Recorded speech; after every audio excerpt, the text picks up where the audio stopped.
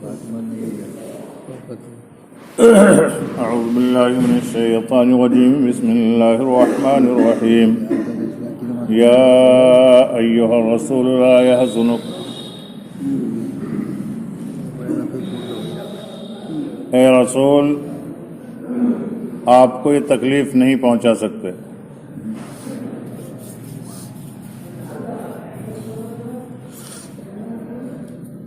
یا ایھا الرسول سے لا یحزنک تک سے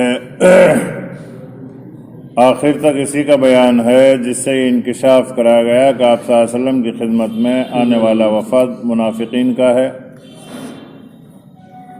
جن کا خفیہ گٹھ جوڑ یہود کے ساتھ ہے،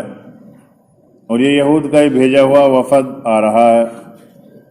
اس کے بعد آنے والے وفد کی چند بری خصلتوں کو بیان فرما کر مسلمانوں کو اس کی برائی پر متنبہ فرمایا، اور ضمنی طور پر یہ ہدایت فرما دی کہ یہ کافرانہ خصلتیں مسلمانوں کے اندر نہیں ہونی چاہیے، ان سے بچنے اور دور رہنے کا اہتمام کیا جائے۔ ایک تو یہودیت کے اندر، یہودیوں میں یہ کافرانہ حرکت تھی، کچھ لوگوں کو مسلمانوں میں ملا رکھا تھا اور پھر ان سے وہاں کی باتیں لیتے رہا کرتے تھے۔ تو جب یہ ان معاملات میں فیصلے کے لیے ایک وفد نے آنا چاہا تو اللہ کے رسول صلی اللہ علیہ وسلم کو اللہ تبارک و تعالیٰ نے پہلے ہی متنبہ فرما دیا کہ یہ لوگ ایسے ایسے آ رہے ہیں، لیکن ان سے آپ کو کوئی تکلیف یا ڈرنے کی کوئی بات نہیں ہے۔ کبھی آپ یہ سوچیں کہ اگر میں نے ان کا فیصلہ نہیں کیا تو شاید یہ میرے مخالفت پر آئیں گے، تکلیف پہنچائیں گے، یہ کوئی تکلیف نہیں پہنچا سکتے۔ تو مسلمانوں کے اندر بھی عادتیں نہیں ہونی چاہیے منافقانہ اور کافرانہ۔ ایک یہود کی خصلت بری یہ تھی کہ وہ لوگ جھوٹ سننے کے عادی ہو گئے تھے، اپنے کو عالم کہلانے والے غدار یہودیوں کے ایسے اندھے متبع ہیں کہ احکام تورات کی کھلی خلاف ورزی دیکھنے کے باوجود ان کی پیروی کرتے رہتے ہیں، ان کی غلط سلط بیانی کی ہوئی کہانیاں سنتے رہتے ہیں۔ امت محمدیہ کے لیے ان واقعات کو سنانے کا مقصد یہ ہے، جیسا کہ امام اعظم ابو حنیفہ رحمۃ اللہ علیہ نے فرمایا کہ قرآن اور حدیث سے اگر حنیفہ کا قول ٹکرائے تو اسے پھینک کر دیوار پہ مارو۔ یعنی دین کیا ہے؟ قرآن اور حدیث ہے، اس میں پھر فقہ ہے، اجماع امت ہے، وہ بعد کی چیزیں۔ امام اعظم ابو حنیفہ رحمۃ اللہ علیہ سے بڑا آج کوئی امام نہیں ہو سکتا، کوئی عالم بھی اس دور میں مشکل ہے۔ انہوں نے بھی یہ فرمایا کہ اگر میرا قول قرآن اور حدیث سے ٹکرائے، یعنی میں کچھ کہہ رہا ہوں، قرآن حدیث کچھ فرما رہی ہو، تو میرے قول کو دیوار پہ پھینک کے مار دو، کیونکہ قرآن حدیث کے مقابلے میں کسی کا قول معتبر نہیں ہو سکتا قیامت تک کے لیے ہے یہ فیصلہ۔ یہی وجہ ہے کہ کوئی آدمی نماز پڑھا رہا ہو، کتنا ہی بڑا عالم کیوں نہ ہو، اگر وہ غلطی کرے تو فوراً لقمہ دینے کا حکم ہو۔ یہ نہیں دیکھا جائے کہ صاحب بڑے عالم ہیں، بڑے امام ہیں، کچھ نہیں، قرآن سے بڑا کوئی نہیں، نبی کے قول سے، نبی کے عمل سے بڑا کوئی نہیں ہو سکتا۔ جب صحابہ کرام حضور صلی اللہ علیہ وسلم کو ٹوک دیا کرتے تھے تو آج کا مسلمان کیا ہو سکتا ہے، یا عالم کیا ہو سکتا ہے؟ اللہ رسول نے ایک بار 4 رکعت میں سے 2 پڑھا دی، ایک صحابی فوراً کھڑے ہو گئے، سلام پھیرتے، سہوتا او قصرت یا رسول اللہ، آپ بھول گئے یا نماز چھوٹی ہوگی؟ یہ جملہ حدیث میں اللہ رسول نے فرمایا صحبت، میں بھول گیا تھا، 4 پہ پھیرنا تھا سلام، 2 پہ پھیر دیا۔ تو غلطیاں، اس طرح کی غلطیوں کا ہونا ہر انسان سے ہو سکتا ہے، یہ کوئی ضرور نہیں ہے۔ بعض لوگ یہ کہتے ہیں کہ اولیاء اللہ سے غلطی نہیں ہوتی۔ جب نبی 4 کی 2 پڑھا سکتا ہے نہیں دھیان رہنے کی وجہ سے، تو امتی بھی بھول سکتا ہے۔ اس لیے حکم ہے کہ اگر امام بھولے لقمہ دو، امام کتنا ہی بڑا کیوں نہ ہو، نبی سے بڑا نہیں امام۔ تو اس میں ان لوگوں کے لیے خاص طور سے تنبیہ، عوام کے لیے، ہر ایک عالم کی اتباع نہ کی جائے۔ ہم لوگ سمجھتے ہیں لمبی داڑھی، نیچے کرتا، سب مان لو بات ان کی، بڑا ہی ہوگا، ہم سے تو اچھا ہی ہے، عملاً ہم سے اچھا ہوگا، ہو سکتا ہے ہو، کوئی بعید نہیں ہے، لیکن یہ ضروری نہیں ہے کہ اس کے پاس علم بھی مکمل ہو۔ جب تک علم مکمل کی تحقیق نہ کر لو تب تک اس کے قول پر عمل کرنے کا حکم بھی نہیں۔ جس طرح تعریف کرنے والوں، احکام خدا اور رسول میں غلط چیزیں شامل کرنے والوں کے لیے وعیدیں ہیں، اسی طریقے سے ان لوگوں کو بھی سخت مجرم قرار دیا جو ایسے لوگوں کو امام بنا کر موضوع اور غلط روایات سننے کے عادی ہو گئے ہیں۔ اس میں مسلمانوں کے لیے ایک اہم اصولی ہدایت یہ ہے، اگرچہ جاہل عوام کے لیے دین پر عمل کرنے کا راستہ صرف یہی ہے کہ علماء کے فتوے اور تعلیم پر عمل کریں، لیکن اس ذمہ داری سے عوام بھی بری نہیں کہ فتویٰ لینے، عمل کرنے سے پہلے اپنے مقتداؤں کے متعلق اتنی تحقیق تو کر لیں جتنی کوئی بیمار کسی ڈاکٹر یا حکیم سے رجوع کرنے سے پہلے تحقیق کرتا ہے۔ کوئی آدمی بیمار ہو جائے تو ہر ایک ایرے گہرے نتو خیرے پہ علاج نہیں کراتا، جہاں مطمئن ہوگا وہیں کرائے گا، اور جتنی بڑی بیماری ہوگی اتنے ہی بڑے ڈاکٹر کے پاس جائے گا۔ یہ حال عوام کے دینی امور کے بارے میں، اگر انہوں نے اپنی بستی کے اہل علم و فن تجربہ کار لوگوں سے تحقیق حال کرنے کے بعد کسی عالم کو اپنا مقتدی بنایا، اس کے فتاوی پر عمل کیا، تو عند الناس بھی معذور سمجھا جائے گا اور عند اللہ بھی۔ کسی آدمی نے تحقیق تو خوب کی کہ صاحب یہ عالم بھی ہے، باعمل بھی ہے، تقوی طہارت بھی اس کی زندگی میں ہے، پھر اس سے کوئی مسئلہ پوچھا اور اس پر عمل کیا، وہ مسئلہ اتفاق سے غلط رہا، تو اب یہ آدمی معذور ہے کیونکہ اس نے تحقیق کر لی تھی۔ ایسے ہی معاملے کے متعلق حدیث میں نبی کریم صلی اللہ علیہ وسلم ارشاد فرمایا، فَإِنَّ إِثْمَهُ عَلَى مَنْ أَفْتَى، یعنی ایسی صورت میں اگر عالم مفتی نے غلطی کر لی، کسی مسلمان نے ان کے غلط فتوے پر عمل کر لیا، تو اس کا گناہ اس پر نہیں بلکہ اس عالم اور مفتی پر۔ یعنی ہم نے خوب تحقیق اور تفتیش کے بعد کسی عالم کو ڈھونڈا، صاحب یہ مسئلہ صحیح بتائے گا، یہ ہمیں صحیح راستے پہ لے کے چلے گا، لیکن اب اتفاق سے مفتی عالم میں بہ گیا۔ نظام الدین میں ایک عالم رہا کرتے تھے پہلے درگاہ پہ، بہت بڑا عالم تھے، مولانا یوسف رحمۃ اللہ علیہ نے اس کو بلایا اور اس کو بلا کے کہا کہ آپ تو عالم ہے الحمدللہ، آپ نے قرآن حدیث پڑھا ہے اور علم بھی ہے آپ کے پاس،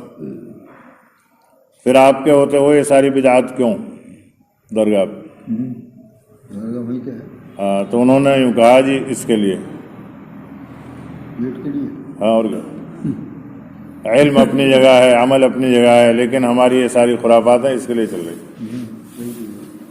آج بھی اگر کسی عالم سے منصفانہ انداز میں کوئی گہرائی سے پوچھے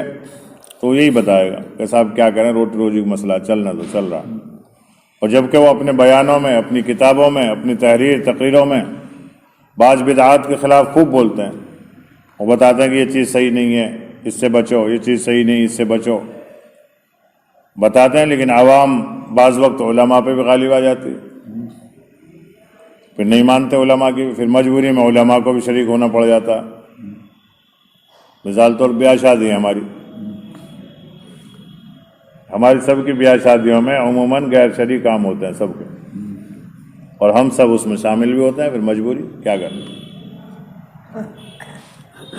اسی کے وقت ایسے ہی وقت کے لیے تو ہے دعوت اللہ۔ ہم اپنے آپ کو کتنے دیندار ضرور سمجھ لیں، لوگوں کی نظر میں ہو سکتے ہیں ہم دیندار، اگر گہرائی سے ہر آدمی اپنا اپنا مراقبہ کرے، اپنا دوسرے مدے کے پڑوسی کسی کو بھی، خود اپنی ذات کو دیکھے، تھوڑی دیر کے لیے غور کرے کہ میری زندگی میں اللہ کے حکم کتنے ہیں، شیطان کے کتنے ہیں، نبی کی سنتیں کتنی ہیں، سماج کی رسمیں کتنی ہیں، میرا وقت قرآن پر کتنا لگ رہا ہے، حدیث پر کتنا لگ رہا ہے، میرا کمائی غیر پر کتنی لگ رہی ہے اور اللہ کے حکموں پر کتنی لگ رہی ہے۔ کوئی کسی سے کچھ مت کہے، اپنے گریبان میں جھانک لے تھوڑی دیر آدمی، کوئی بھی، تو ایسا لگے گا کہ دین کے تو ابھی ہم پاس بھی نہیں گئے، ویسے لوگ سمجھتے ہیں ہمیں دیندار۔ یہ ہماری اپنی غفلت ہے۔ تو اگر کسی مفتی نے غلط فتویٰ بتا دیا، عوام نے اس پہ عمل کر لیا، تو مفتی کی پکڑ ہوگی، عوام کی نہیں۔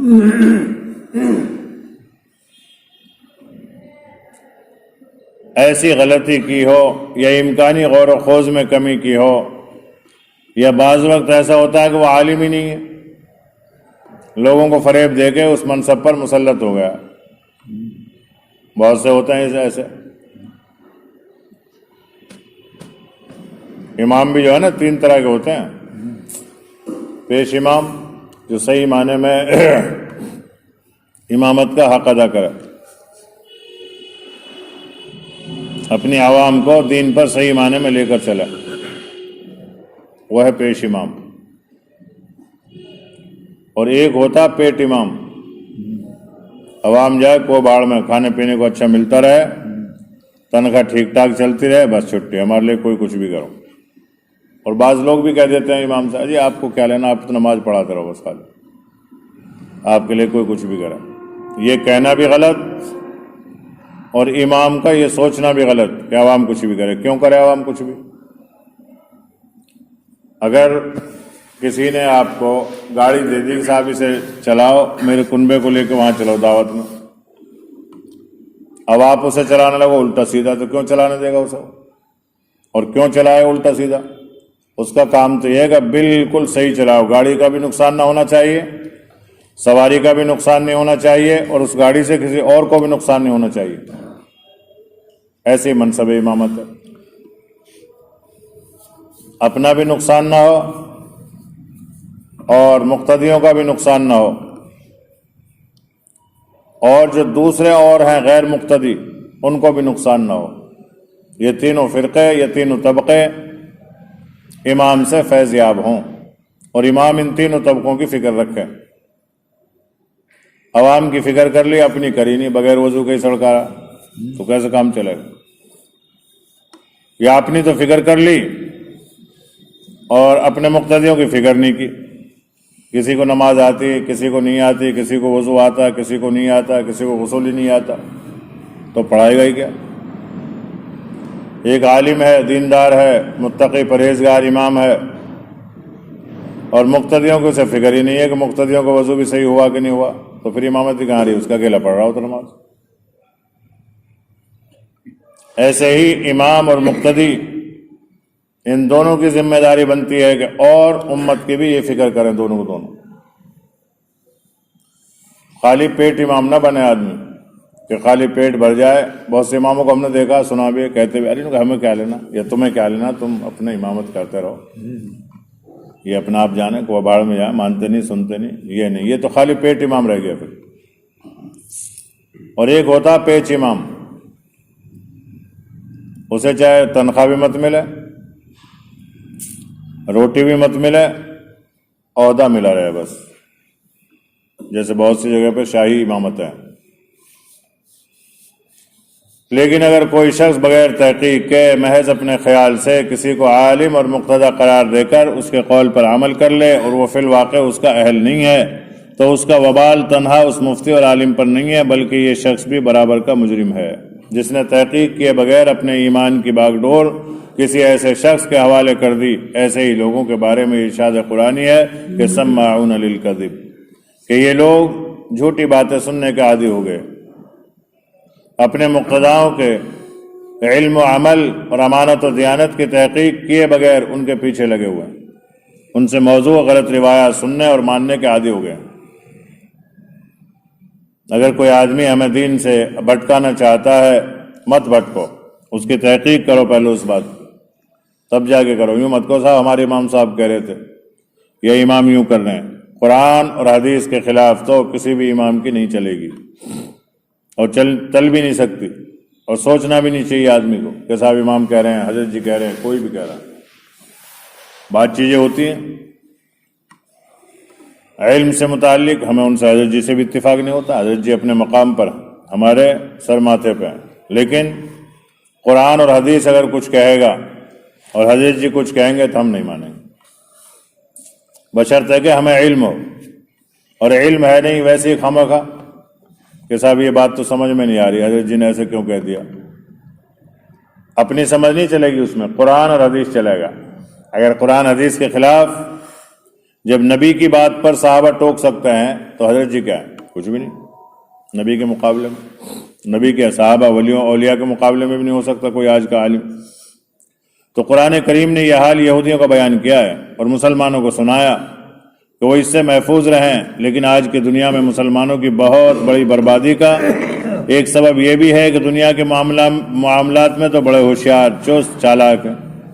بیمار ہوتے ہیں تو بہتر سے بہتر ڈاکٹر حکیم کو تلاش کرتے ہیں، کوئی مقدمہ پیش آتا ہے تو اچھے سے اچھا وکیل بیرسٹر ڈھونڈتے ہیں، کوئی مکان بناتا ہے تو اعلیٰ سے اعلیٰ آرکیٹیکٹ اور انجینئر کو سراغ لگا لیتا ہے، لیکن دین کے معاملے میں ایسے سخی ہیں، جس کی داڑھی کرتا دیکھا کچھ الفاظ بولتے ہوئے سن لیا اسی کے پیچھے لگ گیا، اب اس کی مان رہے، علماء کی نہیں مان رہے۔ یہ بہت بڑی گمراہی ہے، تباہی ہے، بربادی ہے۔ یہاں سامنے لکھا کہ امت کی بربادی کی علامت ہے۔ عالم مفتی رہبر بنا لیا اسی کو، مفتی نیچے بیٹھا ہے وہ کرسی پہ ہے، مفتی سامنے بیٹھا ہے وہ اپنی ہاں کرا، عالم جو ہے ایک طرف ہے بس اسی کی چل رہی ہے، بغیر اس تحقیق کے کہ اس نے باقاعدہ کسی مدرسے میں بھی تعلیم پائی ہے یا نہیں، علماء ماہرین کی خدمت میں رہ کر علم دین کا کچھ ذوق پیدا کیا ہے یا نہیں، کچھ علمی خدمات کی ہیں یا نہیں، سچے بزرگوں اور اللہ والوں کی صحبت میں رہ کر کچھ تقوی و طہارت پیدا کی ہے یا نہیں۔ اس کا یہ نتیجہ ہے کہ مسلمانوں میں جو لوگ دین کی طرف متوجہ بھی ہوتے ہیں ان کا بہت بڑا حصہ جاہل واعظوں دکاندار پیروں کے جال میں پھنس کر دین کے صحیح راستے سے دور جا پڑتا ہے۔ ان کا علم دین صرف وہ کہانیاں رہ جاتی ہیں جن میں نفس کی خواہش پر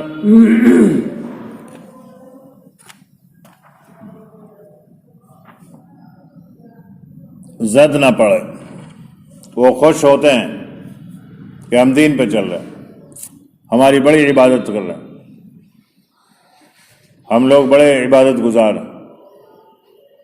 مگر حقیقت وہ ہوتی ہے جس کو قرآن کریم نے ان الفاظ میں بیان فرمایا کہ الذین ضل سعیہم فی الحیاۃ الدنیا وہم یحسبون انہم یحسنون صنعا، یعنی وہ لوگ ہیں جن کی سعی اور عمل دنیا ہی میں برباد ہو چکی ہے، اور وہ اپنے نزدیک یہ سمجھ رہے ہیں کہ ہم نے بڑا اچھا عمل کیا۔